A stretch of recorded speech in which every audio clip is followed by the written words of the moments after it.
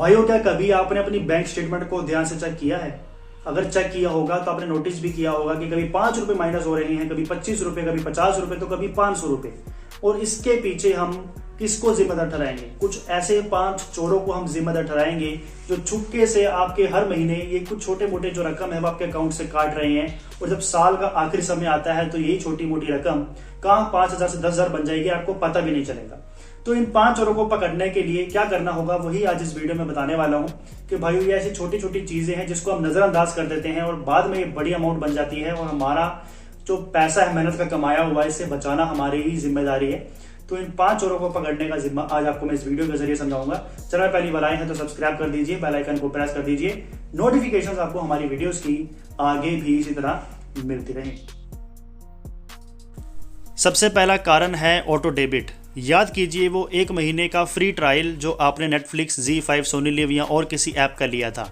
आप भूल गए, लेकिन बैंक नहीं भूला। हर महीने पैसे कट रहे हैं और आप वो सर्विस यूज़ भी नहीं कर रहे। तो सोल्यूशन इसका यही है कि अपने मोबाइल में सब्सक्रिप्शन चेक करें और ई मंडेट को कैंसिल करें, जिससे जो भी आपका फालतू का पैसा है वो यहाँ पर जाने से ज़रूर बच जाएगा। दूसरा सबसे बड़ा चोर रहता है नॉन मेंटेनेंस चार्जेस। बैंक्स ने रूल बनाए हैं कि अकाउंट में मिनिमम आपको बैलेंस जो है वो मेंटेन करके चलना होता है। किसी बैंक का 5,000 है, किसी का 10,000 है, तो किसी का 12,000 है, तो किसी का कुछ और है। अगर उसमें 1 रुपये भी कम हो जाता है तो बैंक सीधा 200 से 500 रुपये तक का फटका आपको लगा सकता है। ये गरीब आदमी को और भी गरीब बनाने वाला काम है। तो इसका समाधान यही है कि अगर बैलेंस जो है वो बैंक में आप मेंटेन करके नहीं रख सकते तो अपना अकाउंट को जो है जीरो बैलेंस अकाउंट में कन्वर्ट करवा लीजिए। तीसरा चोर छोटा है लेकिन खतरनाक है। हर 3 महीने में बैंक 15 से 30 रुपये SMS चार्जेस काटता है। अगर आपने महीने में 5 से ज़्यादा बार ATM यूज़ कर लिया तो हर एक्स्ट्रा ट्रांजैक्शन पर आपको 21 रुपये प्लस GST देना पड़ेगा। तो सोल्यूशन इसका यही है कि बैंक की ऐप यूज़ करा करें, वहाँ नोटिफिकेशंस जो है वो फ्री में आ जाते हैं और महीने के शुरू में ही जो भी बड़ा अमाउंट है वह विड्रॉ कर लें, ताकि बार बार जो है ATM ना आपको जाना पड़े। चौथा सबसे बड़ा कारण है हिडन इंश्योरेंस। क्या आपको पता है कि बहुत से बैंक्स बिना पूछे ही आपके अकाउंट पर 20 रुपये या 330 रुपये या फिर 500 रुपये का सालाना ग्रुप इंश्योरेंस चालू कर देते हैं। ये अमाउंट छोटा तो ज़रूर दिखता है, लेकिन बिना परमिशन के गलत है।